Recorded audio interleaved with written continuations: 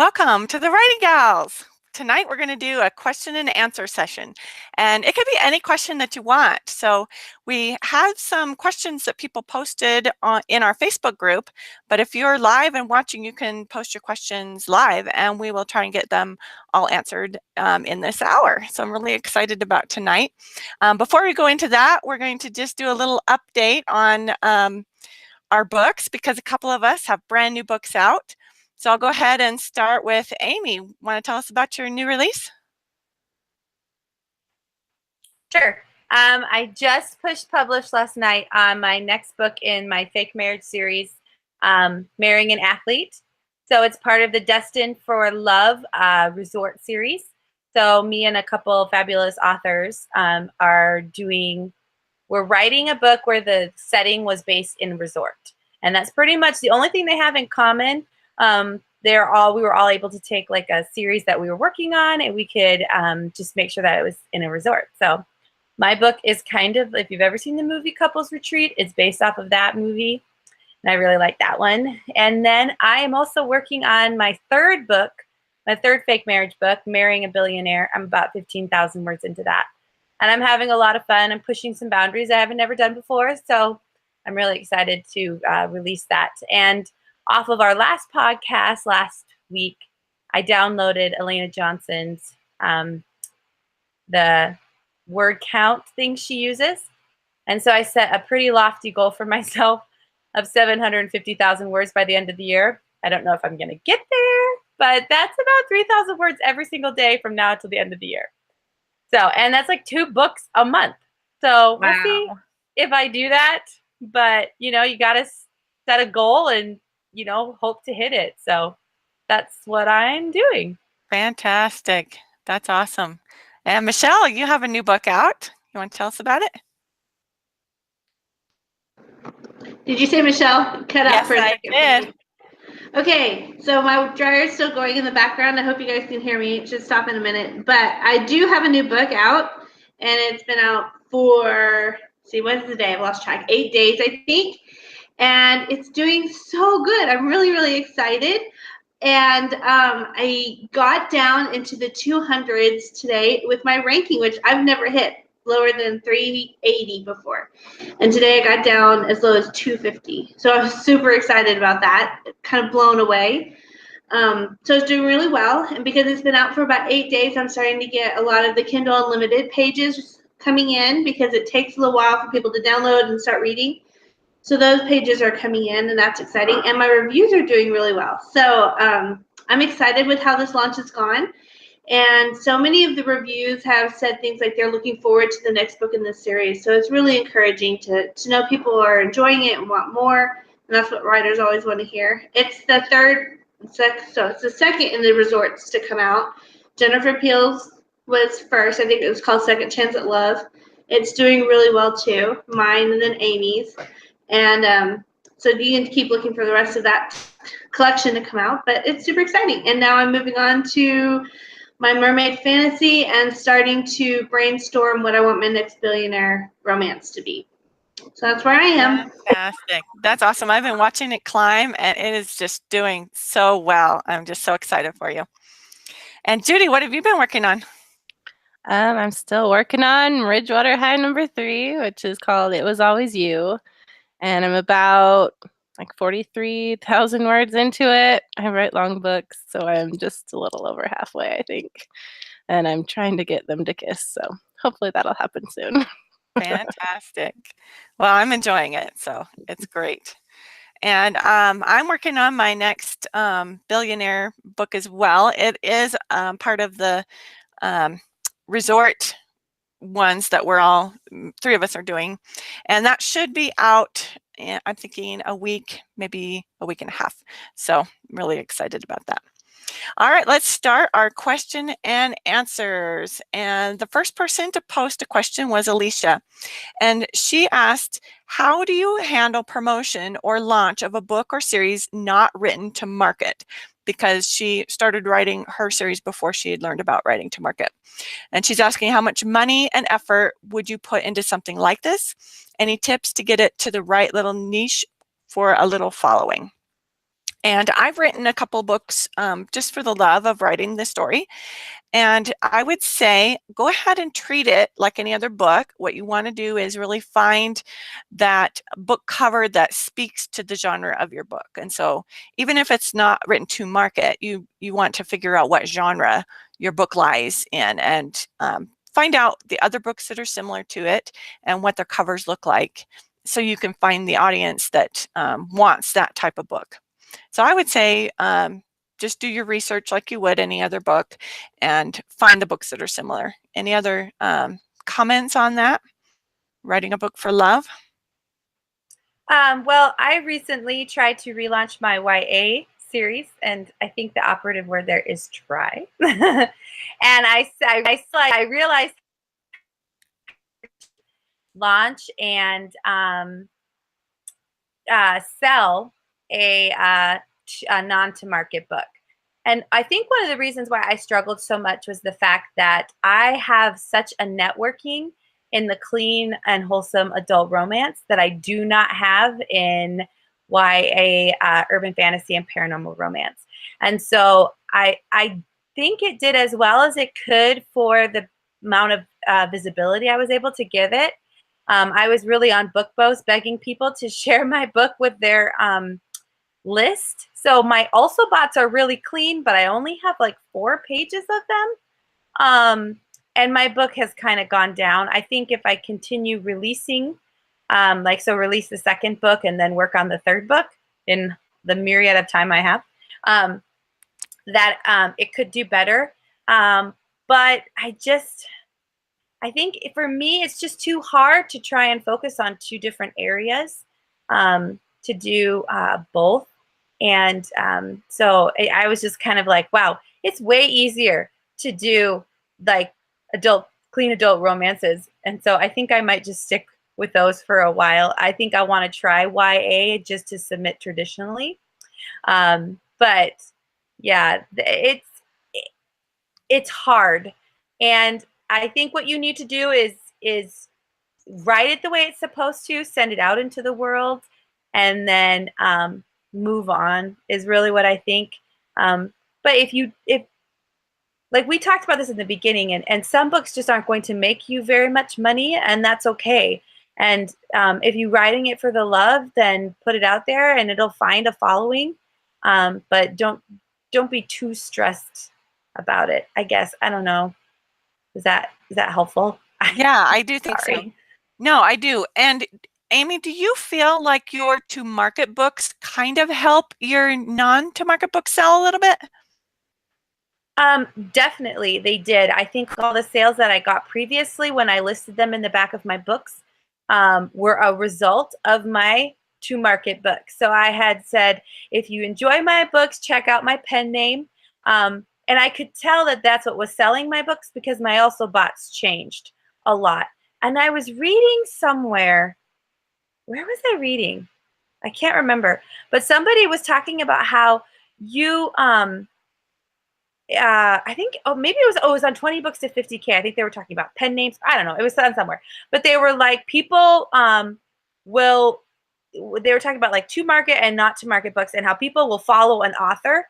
And so it's not so much that your non-to-market books are being sold because they're popular in the urban fantasy or the whatever, but they're being sold because they have your name on it. And that's really where that difference comes in. Because I remember Victorine, you saying people were like, well, I liked all of other Victorine's books, so I'm going to try her YA Cinderella retelling.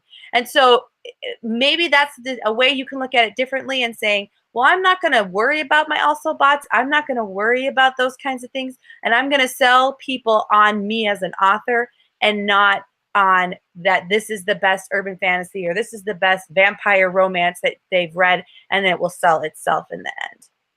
I agree with that. And I see that with my non-to-market books as well.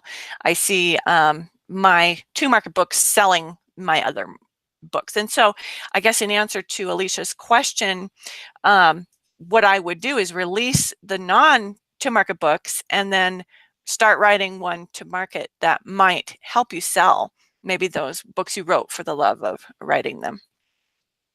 And in her question, she asked how much money would you spend or how much money would put into something like that. I wouldn't say no money at all because I have done a little bit of advertising. I have some AMS ads on my book that's not written to market, but I wouldn't spend tons of money on it. So I would say probably, try some advertising out, but I wouldn't expect it to do, to blow up like a book written to market. Does that make sense? If you give me a second, maybe we can come back to this question. I can get numbers for you of what you can expect in terms of like a Facebook ad, because when I was running Facebook ads on my YA non-to-market books, I was making money, but I was also spending a lot of money. So I can give you an idea of what that looks like. And then at some point you have to say to yourself, is it worth the fast Facebook pull of the money opposed to Amazon's 60-day lag? And you kind of have to make that decision yourself about whether you're not going to keep pumping money into your books that might not. Perfect. That would be wonderful if you could get us some figures. I'll go on to the next question. Kimberly asked, in the same vein, can you discuss a little more in detail about what writing to market means? Does it mean plot lines, popular tropes, topics, characters, or writing in a series? And so does anybody want to answer that, or do you want me to tackle that one? You're the to market expert. Maybe you go forward and we'll just pop in if we have anything else to say. All right. I would say to market definitely means looking at the popular tropes in whatever genre you are writing, and also just looking at what is selling really well and reading those books and trying to find similar themes that are going throughout the book. Try and find what's similar about all those books that are selling really well, because if you have, a good chunk of books that are selling really well in whatever genre you write in, there's going to be some things that are similar about each one.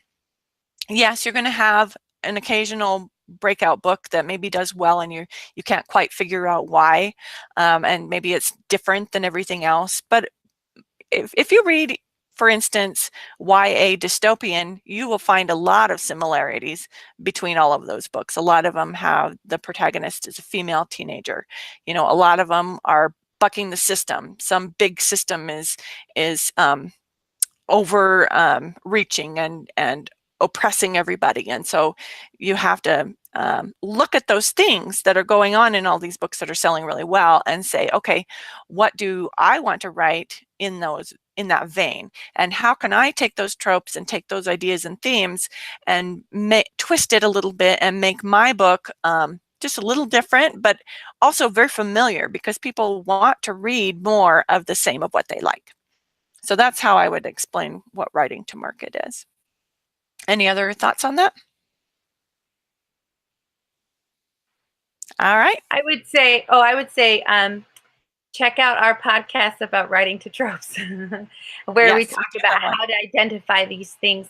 And I think the main thing that Victorine pointed out was to do your research and to figure out why you sit down and you have these books. And we were just talking about Judy's books, and she was like, I'm just going to keep writing Ridgewater High books. And I was like, oh, you're the next Sweet Valley High author. And she was laughing. And I was thinking about that. I'm like, this lady put out 90 some books. And I remember I just read one after another. And what was it that drew me into that story? It was the romance. It was the high school, experience. And so it's reading those kinds of books, doing research. Why are these selling well? And then replicating it in your own way with your own voice. And I would say, if you want to know about writing to market, go follow the Amazon pathway down to, Kindle, however it goes, all the way down. If it goes, where you go to YA and then paranormal romance, look at the top 10 books, get them, buy them, write it off as an expense, read them, take notes, say, okay, this is what happens in the story. This is what I need to do if I want to sell. Take note of their covers, take note of their blurbs. Also, it's important to take note of whether they're traditionally published or if they are self-published. Traditional publishing going to have a lot of backing behind them. So it's not so much that they're selling because they hit the market necessarily. They might be selling for other reasons. So make sure, like Nicholas Sparks can put his book out that doesn't release till October, and it stays in the 100 or it stays in the 1,000 ranking at $12.99 or whatever, because it's Nicholas Sparks. Yeah. So I mean, his cover, I'm looking at it and I'm like, this doesn't even look like a romance. It looks like it's like wrapped in brown paper or something like that. So that maybe you let Nicholas Sparks be Nicholas Sparks and tip your hat to him. But look at all those things. Because there's really no magic formula that we can tell you that it's going to cover every genre. So you need to study the genre that you want to go in, because there's going to be different things. If you're trying to go in clean and wholesome contemporary romance and write vampires in there, you're going to get a lot of unhappy people. So that would be my biggest suggestion to do as well. And then to check out the last 10 of the top 100 bestsellers. And again, if they're under 10,000 in ranking, it's a hot market. So people are looking for it. If it's higher than that, I would maybe try and do something else, because then that's where that push of marketing is going to have to come in. Perfect. Thank you.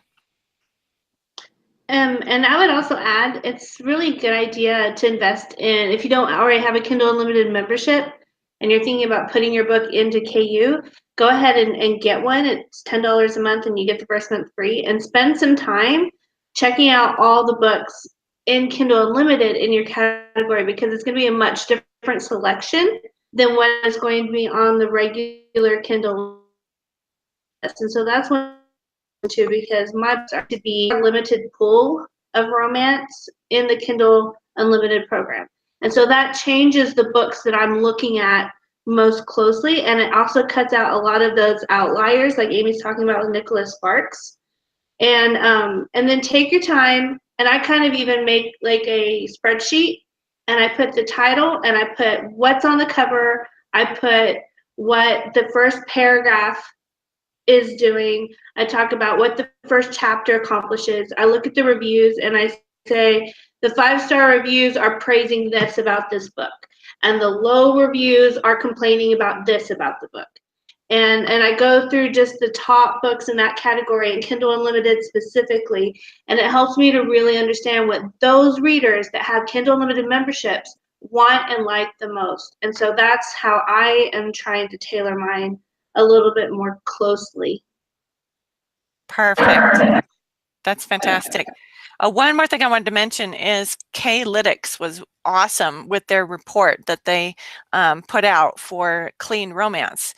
So if you can find a K-Lytics report with your genre, they have very detailed, very wonderful reports that go into all kinds of things, not just what's selling, but the cover designs and what they see as maybe has a big following, but maybe a shortage of books. You can see where you can fit your book in and have a good number of people wanting that book with not a lot of competition. And so the K-Lytics report was awesome. All right, we'll move on. Cassie is wondering, Hey, Victorine. Oh yeah, go ahead. Can I just pop in and say what I found? Yeah. So last year I was trying to figure out Facebook ads and Amazon ads. So in August, I started running ads on my YA series. I did not have my Billionaire book out yet, but I wanted to get it all figured out before I put it out so I could learn how to do these ads. So in the month of August, I was pretty much, as long as I break even on my ads, then I'll be okay, because my book was not selling at all. And so I made, between August 1st and December 31st of last year, I made $3,312 on my series. That's 1 and 2. Definitely most of my money came from the first book, and about $2,100 came from the first book, about $1,100 came from the second book. I would say out of that, I spent probably close to $2,000 on ads. So it comes down to, what do you want to do? Do you want to spend? I mean, I made a profit, so that's awesome. But at what cost did I have to make that profit? So that's when you have to start trying to figure out, am I going to put all my efforts in this book that's not selling, or do I just let it go out in the world and I don't worry about the also bots and I don't worry about any of that stuff, and I just push people to it who have read through everything and like my style of writing and will pick up a book that's maybe not necessarily in the genre that they originally picked me up in. So those are kind of decisions that you need to make. And then let me see, just give me 1 second if you let me look between December and now. And I made $423 off of those 2 books, but I spent no money in advertising. So, you know, that was money I made because people found me and liked what I wrote, so went on to my YA series. So kind of how you want to play the game, I guess. Fantastic. That's great information. Thank you, Amy. All right, we'll go on with Cassie asked, what's the story with Magnet and Hook books? Now, I know Amy wrote a book specifically as a magnet. Do you want to tell us kind of what you did, Amy? I feel like this is the Victorine and Amy show. No, that's okay. Well, what I did was when I first started out getting trying to push people to my newsletters, I sorry, my husband just walked in. I wrote an extra chapter and used that as a incentive for people to sign up. And this again was for my YA book. And I got newsletter subscribers, so nothing terrible. And then I decided I wrote a short story for an anthology. And after I wrote that, I decided, hey, I'm just going to expound this out to 10,000 words and use it as a reader magnet for actually both of my books. So my YA books and my adult books. And I just changed the name on the cover. And I put that in my adult books. And I would say I get probably to this month so far, of all time since I put it on, I've gotten almost 500 newsletter subscribers just for that one 10,000 word novella or short story, whatever you would call it. People have different terms for, or different amounts for different terms. So definitely worth your wait. I would say I get about an 8th click-through rate so on my newsletter. So that to me is pretty good.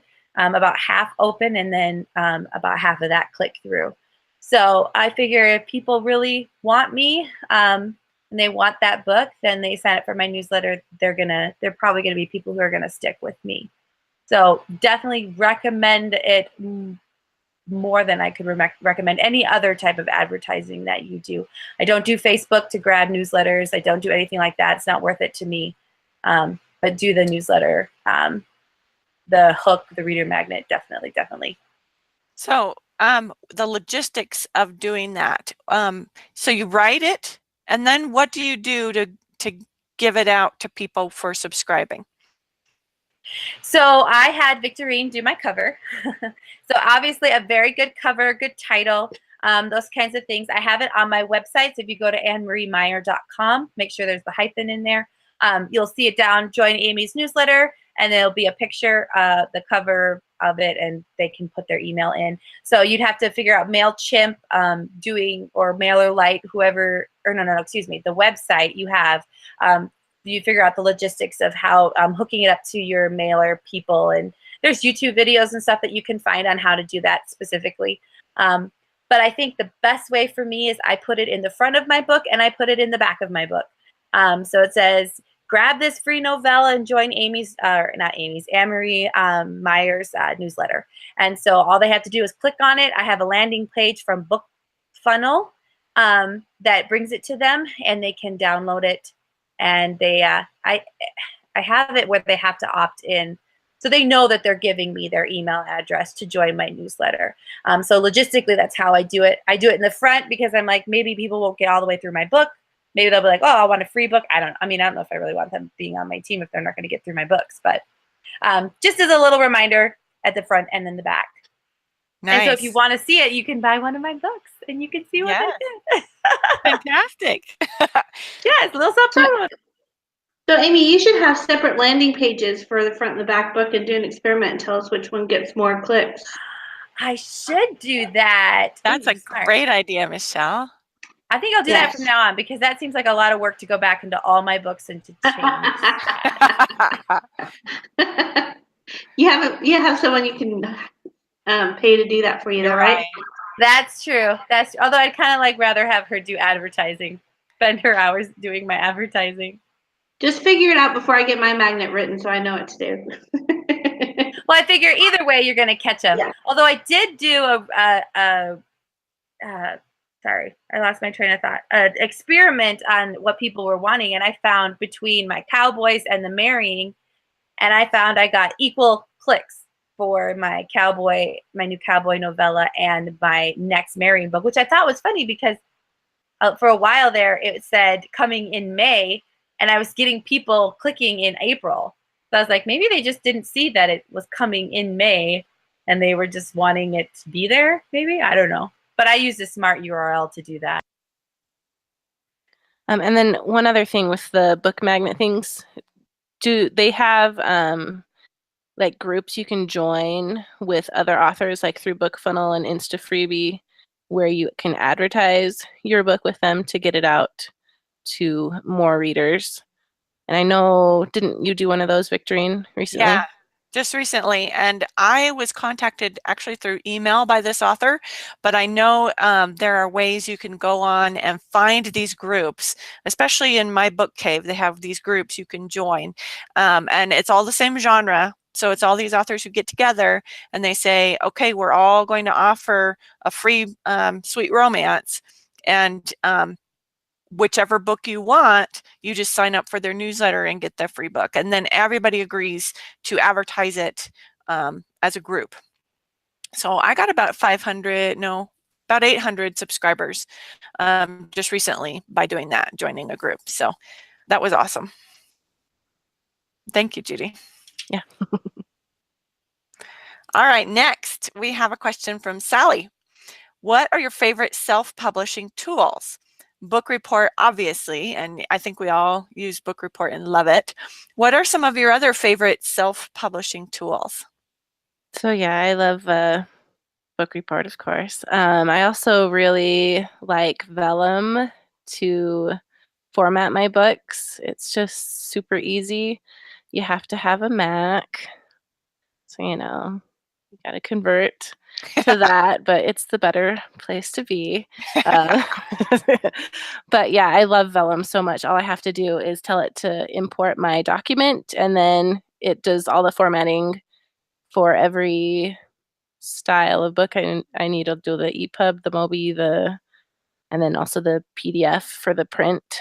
And it's just so easy and awesome, and it looks great, and I don't have to figure out anything really. So I love that. Fantastic. Anybody else have any tools they use?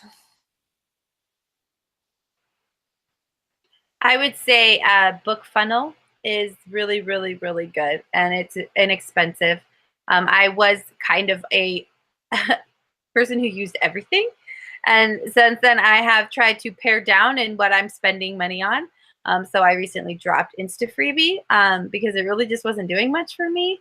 And I just like BookFunnel a lot to get my advanced reader copies to people, to get my reader magnet out to people. I've never had anyone email me and tell me they can't get the book that was promised to them, so that works really well.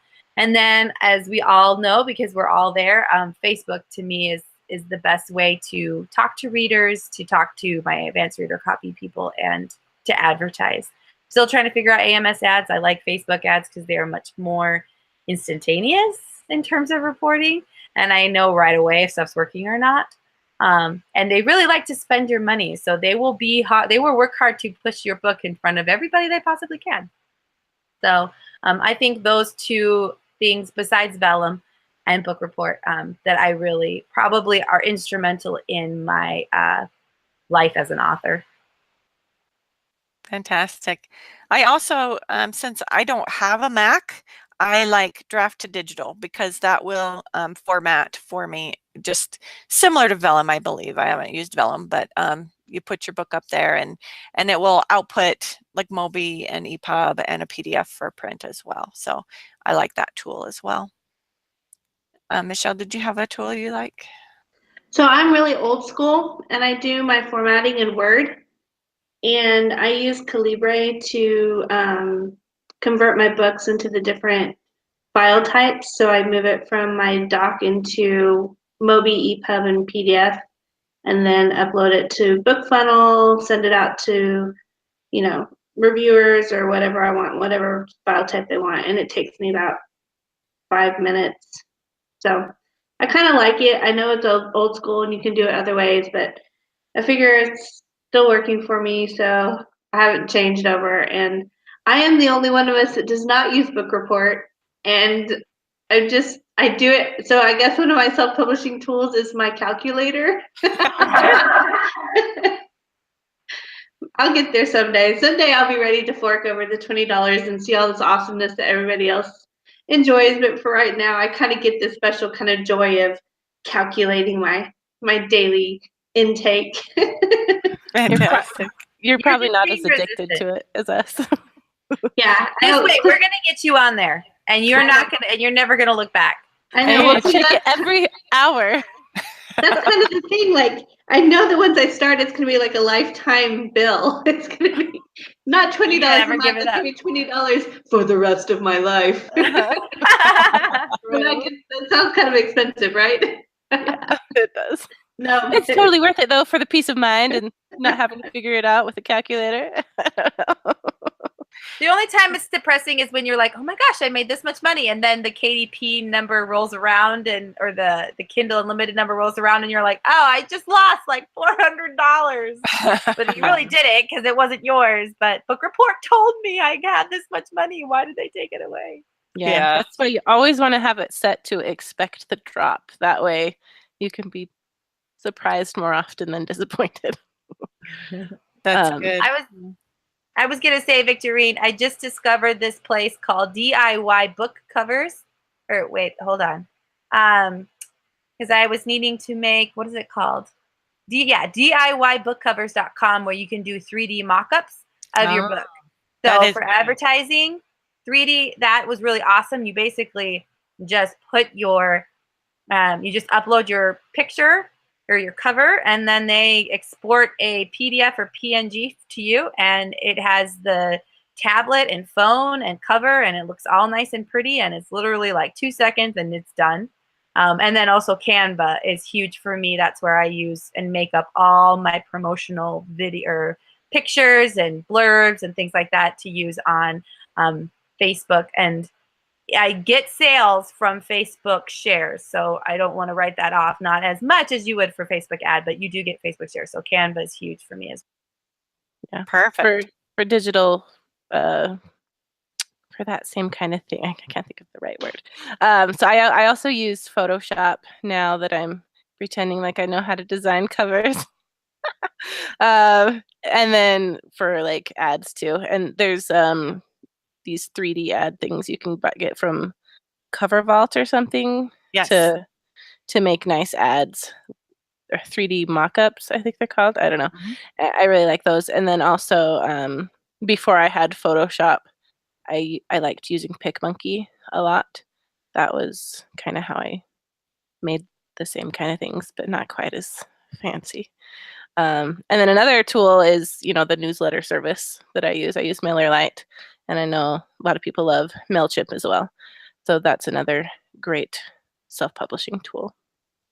Perfect. I was going to add Grammarly is good, and it just helps me clean up a lot of my typo mistakes, and it's taught me how to use commas really well. Yes.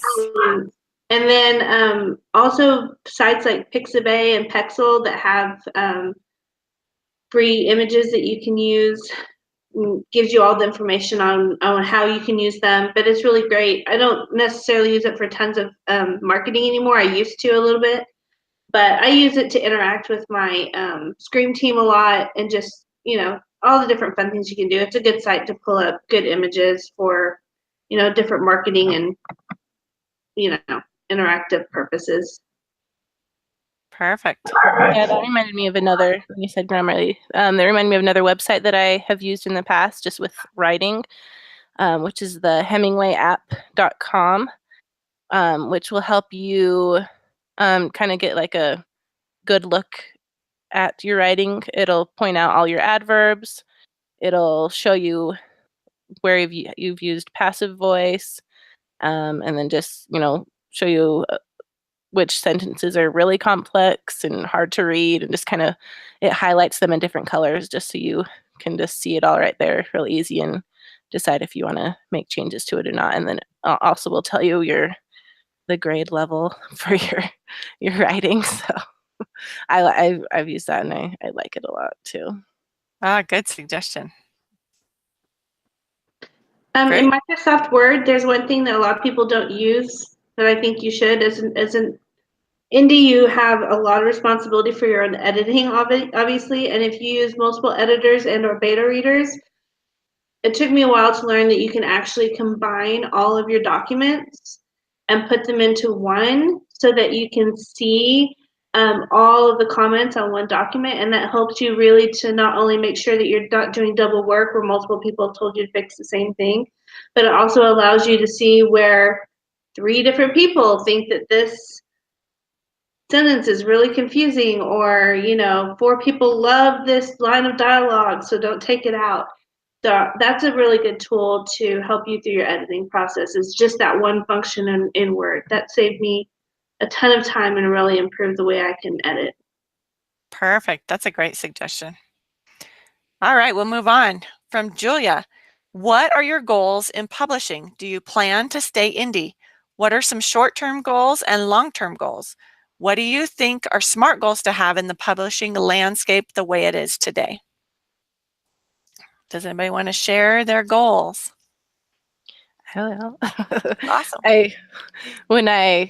This January, I saw this thing on Instagram or something where all these writers were posting their goals for the year. And so I wrote my goals up real quick that night, and then I shared them, and then I freaked out the next day. I'm like, I can't do this. So, yeah, anyway, little side note to goals. So some of my goals are, I would love to have a $10,000 month before the end of the year. That's one of my big goals. And so to do that, I've had to set a bunch of other goals and just really hope that I get really lucky. And yeah. So I am also hoping to publish at least 3 more books this year. I know that's not super fast compared to some others, but for me that's fast. So I'm going to do 3 books this year, more, which will make a total of 5 books in this calendar year. And then I also want to be able to write at least 2,500 words a day, 5 days a week. And then for her question about the planning to stay indie or not, my dream would be to, yes, stay indie with everything, and then just have a book that just blows up, and then I turn into one of those New York Times best-selling authors without having a traditional publisher, and I still get 70% royalty. That's the ultimate dream. I don't know if that's possible, but that's what I would love to do. But if not, if I do have a book that I think would do better traditionally, then yeah, I'll consider it. But as of right now, I think I'm just going to stay indie because I really like it. And another goal would be to, if that magical thing happens, to get a Netflix series of my Ridgewater High books. That would be awesome. That would be awesome. So nice lofty goals that I have. I need to get in touch with Hollywood and yeah. Awesome. So those are my goals, and I'll keep plugging away at them. So fantastic. Michelle. So I want to stay indie as much as possible. I think that I'm not going to completely rule out going traditional, but it just doesn't make a whole lot of sense to me business wise. But I will say that I'm leaning more and more towards going the traditional route with all my subsidiary rights, just because it leaves me more time for writing than to constantly be pursuing the audio and foreign or movie. I mean, not that I'm actively pursuing any of those things, but if any of those opportunities come along, then I would be willing to go with a more traditional route with those things rather than with my actual book. And that being said, I just signed a contract with Tantor to do the first 2 billionaire book audios. So that's really exciting. And I just sent my manuscript for the first one on to them so that they can be getting going on that. So hopefully we'll have some good news about when that's ready to come out. But I do want to stay indie, and I also want to be able to somehow navigate the rocky shoals of publishing in multiple genres under the same name. I know it's going to be really hard, but that's kind of my lofty goal, is to be able to write what I want to write in any genre, any category, and use my own name instead of using a pen name. And a lot of people are going to think I'm crazy to try and do that, but we'll see. I really want to do that. I just think that that's something that I'm trying. If I develop my author brand well enough and in the right way, I might be able to pull it off. And I just want to keep writing until I can't anymore, the rest of my life. And if I can just keep writing from now until the day I have my keyboard pried out of my cold hands, then I'll be a happy lady. Fantastic. Amy, what are your goals? Well, nobody was besides Judy. I feel kind of greedy, but my goal someday is to be a 6-figure author. Awesome. And to not only be a 6-figure author, but like a 6-figure author, like, 100,000. Oh, that was like 3 years ago. So that's my goal. And my husband's like, you like money too much. I'm like, well, it really does lets you do a lot of stuff. So, and then so that's one. But also to get to that point, my goal is to have a $10,000 month as well. My hope is this year I'll have one. And then in terms of like word count, I like I said, this year I have a 750,000 word count goal this year. So we'll see if that actually happens. I would love to continue building my Anne Marie Meyer name in my clean contemporary, because I really feel like there's a lot of avenues I haven't even gone into or haven't even touched in terms of tropes and things like that. So I really want to build that one up. I do want to write YA, but it's really hard to sell YA in indie publishing. So I would love to be able to get a traditional contract with a YA book. Of course, I'd like to be the next breakout novel, but that's what everybody wants to be. So, but I kind of like the idea that I can focus. I've got a good brand going for my clean adult romances, that I don't feel as much pressure to write YA as quickly. And then I won't feel as much pressure when I'm waiting to hear all the tons and tons of rejections I'm most likely going to get with it. So it's kind of like a side hobby sort of thing, that if it happens great. If not, that's okay as well. And then another goal is to get asked to speak on a cruise, a writing cruise. So it gets paid for. Awesome. I can go and write and then the other thing is take my family on trips. So we can spend time together, but I can also do researching for books, because I'd love to write more confidently about all these great places that there are in the world that I have never been to. So those are all my goals, and hopefully I can achieve them. Fantastic. I love your goals. My goals are very similar to yours. I do want to be a high 6-figure indie author. I do not discount ever becoming a traditionally published author. I think being hybrid and doing both is probably really smart. And so I as I am thinking about the books that I have in my mind that I want to write, I do have one that if I can write it in such a way that I think it could be a breakout book, that it could actually do really well and, you know, do really well traditionally, then I will shop that around traditionally and try and get a traditional deal from it. But I also love indie publishing, and so I would not sign a contract that limits what I can publish by myself.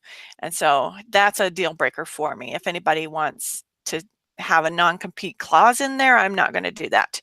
And so that's a couple of my goals. I do want to publish 5 fiction novels this year. So I have my second one coming out. So I'm behind, but I really hope to have 3 more come out by the end of the year. So that's a big goal of mine.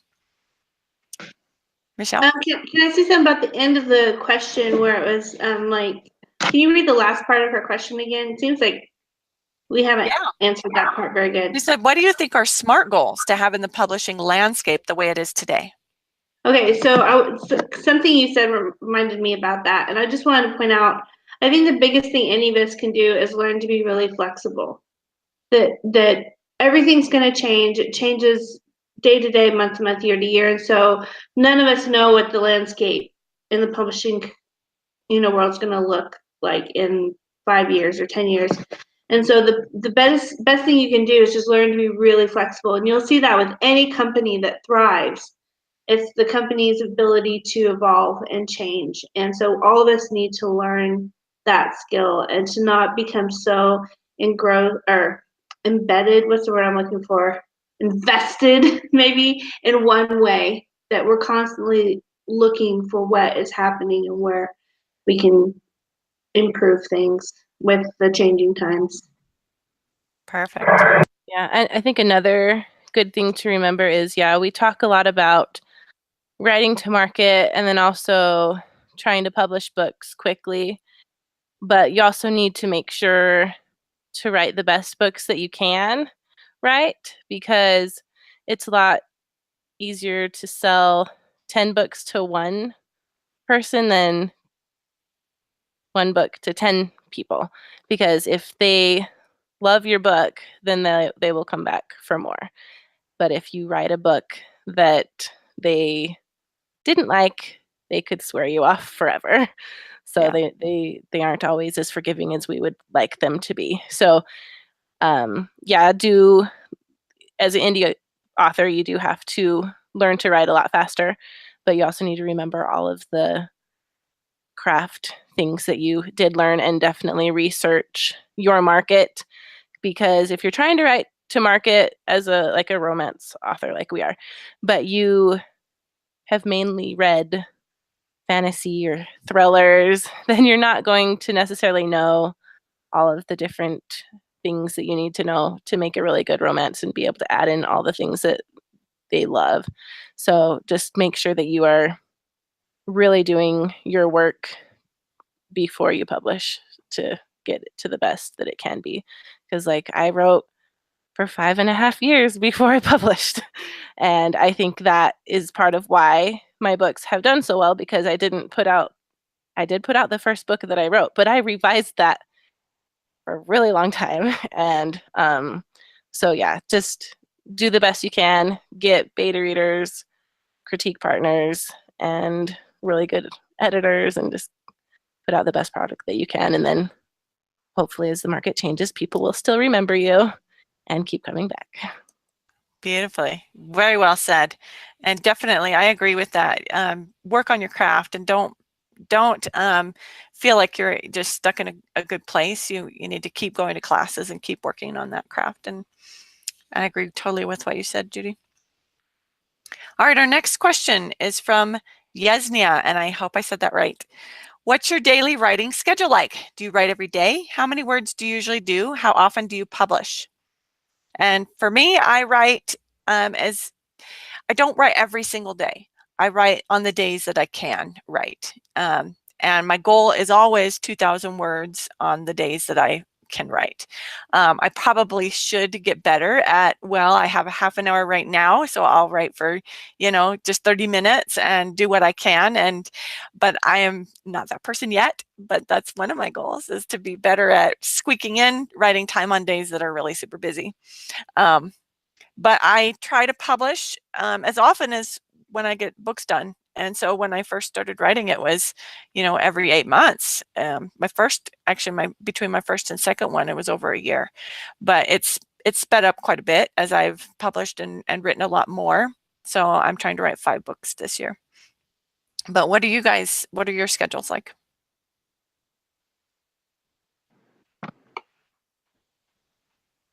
My husband works from home, so my schedule's kind of sporadic throughout the day and when I can get writing in.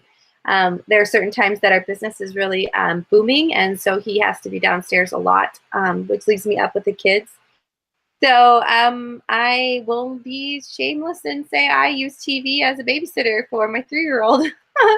So I can write, and I probably spend too much time doing the day-to-day things as an author you need to do. I should probably spend more time writing. But I do sit down and I'll do 500 words or 1,000 words, and then I get up and clean my house and do other things. We were just talking about that before we got on.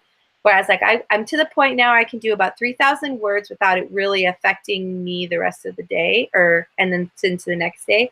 If I do 5,000 words, depending on how my family is, I can spend the whole rest of the next day trying to catch up for everything that I kind of gave up the day before. So I do about 3,000. I do a couple during the day, and then my kids come home, and I've got 5 kids, 4 are boys.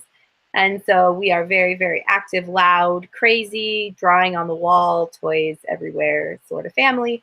So then once my kids go to bed, I've been trying to force myself the Elena Johnson way, and I will turn the TV on and write at the same time. And you'll be surprised on how much you can get done in 10 or 15 minutes, how much words, and how you can multitask and do both. But it's all about training yourself and your body to do the things that you needed to do. And realizing, I think, my husband did it where he's like, okay, I'm going to give you 2 hours. You need to sit down and write. And I'm really like, well, I'm not ready to write. Like, my brain's not working. And I started having to say, you know what, Amy, it doesn't matter. This is your time. You have to sit down. You have to do it. You have to train your creative part of your brain to say, turn on, be creative, and turn off. And it's hard and it's a challenge, but you kind of, it's like running a mile. You get past the first 3 minutes, and then it's just like your body goes numb and you don't feel pain anymore. It's not that it's easier. It's just your body's giving up, and it's just like, okay. So it's kind of like that. You get through the first 500 words, and then you kind of get into a rhythm, and then you can pick up. So that's pretty much what I do. Perfect. Michelle, what's your writing day like? So I've learned, first of all, that I do not write well during a launch week. My brain is just too busy trying to cope with all of the managerial tasks that you have when you're launching. So I'm not trying anymore. But I allow myself to not write when I need to not write, first of all. But when I have good days when I can write, one of the things I do is that I still have chores that I have to do around the house. I still have a 4-year-old running around, and so what I will do is I will say, okay, I'm going to set this goal for myself, and then I'll get up and I'll load the dishwasher, and then I'll meet this goal, and then I'll get up and I'll fold a load of laundry or whatever. And so it helps me that by the end of the day, I want to get back to the writing. I don't get tired of writing when my only other option is a mundane house chore. And so it helps me be like, oh, I want to get back to writing. Let me hurry up and finish this. And by the end of the day, I've accomplished my 3,000 words that I try and shoot for during that day. Plus, I've gotten some housework done. And those are like my superstar days, right? It doesn't always work out that way. But another thing that I've taught myself is that I don't want my family to sacrifice or to have to lose me because I'm too invested in my writing. And it's a balance I'm constantly trying to figure out, and I fail a lot. But I'm trying to give up my things for writing. So, I'm serious about this. And so I have given up a lot of my hobbies And I only do them on weeks when I need to take a creative break and recharge my batteries. And so those are the weeks that I'll sew or that I'll craft or paint or decorate something. You know, I do those when my creative juices are running low. But for the other most part, I don't do those things when I need to be writing. I focus only, and that includes Netflix, it includes television. If I do anything, I listen to audiobooks while I'm loading dishes and washing laundry. You just constantly have to think how to make choices in your life to make writing possible. And kind of like Amy was talking about, like when writing works for her, I have learned that I write really well in the morning and the afternoon, and then I don't do so well in the evening. Sometimes I try and do evening sprints, but more often than not, my brain just shuts down. And that's when I end up with whole pages full of the letter J or K. And I wake up at like 2 o'clock in the morning with this keyboard, and it's just like pages of one letter because I fell asleep with my finger on the keyboard. And after doing that a few times, I'm just like, okay, clearly this pushing through the late night typing is not accomplishing anything that I can keep. So I pretty much just don't try that much anymore. That's great. I love it. All right, Judy, what's your daily writing schedule like? So mine changes like every day based on what I'm doing. A lot of times, well, I guess it depends on a lot on my 2-year-old right now. Like if she sleeps in the mornings, I write. If she didn't, then we go to the gym and I will listen to audiobooks while I'm there. So it's, I'm still learning. So on the days that she didn't take a nap, then we'll have lunch and then I will let her watch a movie and then I will write while that is happening. And then the kids will get home from school. I'll kind of talk to them for a little bit. Then I'll try and get them to entertain the 2-year-old. And I'll try to write a little more because my best writing time is usually between 4 and 6 o'clock, which is really stinky when you have 4 kids, and you have to make dinner and all that stuff. So I have not been as good at making dinner recently, and I need to get better. But yeah, I try to write 2,500 words a day now that I'm actually keeping track using that fancy word tracking sheet that we talked about last week. And right now, my husband is not working on Thursdays and Fridays, so those days are like my big work all day days, try to get as much done as I can. And then I'll have critique groups on Tuesdays and Thursdays, so that's not writing time, but it's really helpful time. Then the writing gals Thursday nights. So there's a lot of non-writing things that are still good for writing. I had other things that I was agreeing with Michelle and they just left my head. So amen to what she said, whatever it was, because I don't remember now. Oh, and then how often do I publish? Well, since I had 3 books already written this year before I published, I've been able to publish 4 books in the last 7 months.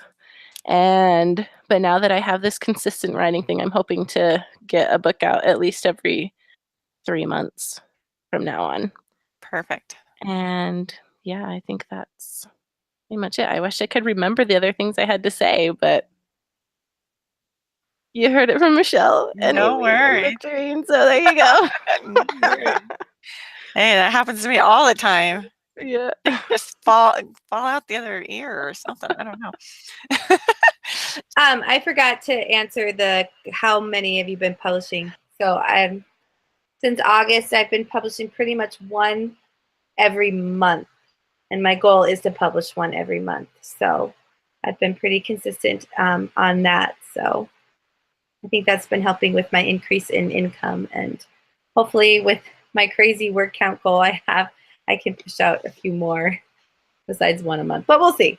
You set a goal, but goals are meant to be broken sometimes as well. That's fantastic, though. 1 a month is just crazy. That's my long-term goal for way in the future when I'm like Amy and can just sneeze out words. All right, next question. This is probably the last one we have time for. What's the best way to revive sales and page reads when they slump and a new release is a couple of weeks away or even farther away? Because sometimes I don't write and publish very often. So what do you do to revive sales and page reads? Well, first, I think it's good to have ads going, like AMS ads. That's what I use a lot, and that has been able to keep my rankings pretty stable for the last 7 months that I've been published. And then another thing is to do a free day for one of your books or a free couple of days, and that will usually give you a good boost on your other books as well. And that's all I got for that. Yeah, I'll just take turns with my books and make one free for a day and buy up ads in all the usual places where people buy ads, like Bargain Booksy and all those other places. So that's kind of what I do. I kind of look at it like balloons that are kind of floating down, and I'll just pop one back up with a free day, and then the next month I'll pop another one back up, and they all kind of rise a little bit when you do that, but eventually, they kind of settle in on a rank, and it depends on the book where it settles. My to-market books always settle higher at a better rank than my non-to-market books. So really kind of depends. But yeah, I'd say do AMS ads and do free days and keep writing more books in the series that you're writing in or whatever you're doing. Did we have any questions on the live feed? Oh, Judy, your mic is muted.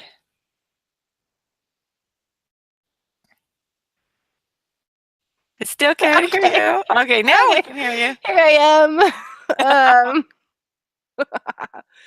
So, Craig Hansen asks, Vicki, how did Amazon shutting the doors on Kindle Scout affect your Scout book? Good question. And both Judy and I have a book through Kindle Scout, and it was actually published through Kindle Press. So, and they have not shut their doors. They're continuing to publish books through Kindle Press, but they have just kind of shut the door in the way they acquire books. So they no longer acquire books through Kindle Scout. They acquire books now through an agent or just the same process as you would any other publisher. And so really, it really hasn't done a lot to affect us. Some of the authors, they allowed you to get out of your contract if you wanted to, even if you hadn't fulfilled the terms. And so some of the authors left Kindle Press and took their rights back. I did not do that because my book is doing well enough through Kindle Press and they're doing enough promotion on it that I feel very satisfied with how it's going. And I didn't feel like I wanted to break the terms of my contract. And so I just have it still with Kindle Press, and it's still selling really well. And they actually just emailed me not too long ago with another promotion they're doing on it. So I've been pretty pleased. Judy, did you keep yours with Kindle Press as well?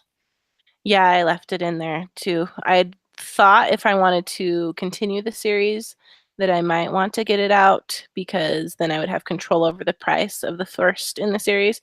But for now, I don't really plan to continue that on. So I'm happy staying there. I like how they use the Kindle Unlimited that I get a download and I get credit for all the page reads. That's a pretty good deal. So yeah, I'm staying there for now. I agree. Yeah, and then he'd asked about Kindle Worlds, but I don't think any of us are involved in any of that. So no, I don't. I've heard they're shutting down, but I don't know anything about what's going on with those authors that are in there. So I don't know. Yeah, and then he also asked, Amazon claims they are starting a bunch of new ideas to replace Scout and Kindle Worlds. Have you heard any of these new things? And I have not heard No. anything new. So they don't share their ideas with me. Yeah. That would be cool though. They They can start are. some good rumors. Yeah, start Yeah. rumors. I hear that they are going to. Just kidding. I don't know.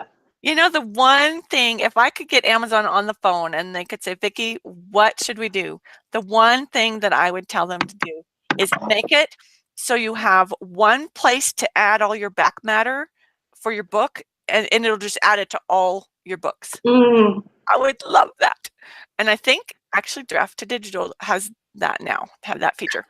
So I'm really hoping that Amazon sees that and sees how beneficial that is and makes their books like that, because it is such a pain to upload Yes. and change every book when you have a lot of books out. So Also, I would want them to tell us how many people have downloaded our KU book.